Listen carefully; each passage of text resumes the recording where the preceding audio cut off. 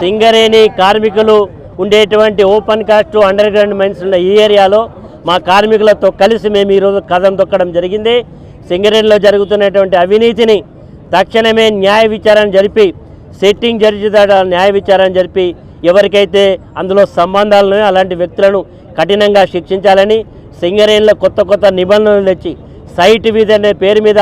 అవినీతికి ఆస్కారం ఇచ్చే విధంగా వ్యవహరిస్తున్న సందర్భంలో మా పార్టీ నాయకుడు హరీష్ రావు గారు లేవనెత్తిన అంశాలను కేంద్రంలో ఉండేటువంటి కోల్ మినిస్టర్ కిషన్ రెడ్డి గారు సరి అయినటువంటి చర్యలు తీసుకోవాలని, నిజంగా మీకు కాంగ్రెస్ పార్టీకి మీకు సంబంధాలే లేకపోతే ఈ విషయంలో తక్షణమే సిబిఐ అదేవిధంగా సిట్టింగ్ జడ్జి చేత న్యాయ విచారణ జరిపి ఈ సింగరేణి పరిరక్షణకు సహకరించాల్సిందిగా డిమాండ్ చేస్తున్నాం. ఇలాగ వివరించలేకపోతే బీజేపీని కాంగ్రెస్ పార్టీని రెండింటిని కూడా బట్టలిపే కార్యక్రమం చేస్తాం, ఇద్దరిని కూడా ఎండగడతాం, సరిగా చేయలేకపోతే ప్రజల పక్షాన పోరాటం చేస్తాం అని సందర్భంగా హెచ్చరిక చేయడం కొరకే ఈరోజు ఈ యొక్క అంబేద్కర్ సెంటర్లో మా యొక్క నిరసన దీక్షను తెలియజేస్తున్నాం. మరి రాష్ట్రంలో జరుగుతున్నటువంటి మరి వాళ్ళందరికీ రాష్ట్ర వ్యాప్తంగా తెలుసు,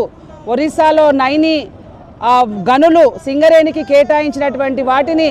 మరి గతంలో అక్కడ చూసొచ్చినటువంటి అనుభవం ఉన్నటువంటి వాళ్ళు వేసినటువంటి టెండర్ని క్యాన్సిల్ చేస్తూ మరి ప్రత్యక్షంగా ముఖ్యమంత్రి గారి బామ్మర్దికి మరి దాన్ని ఆ టెండర్ని కేటాయించాలనే దురుద్దేశంతో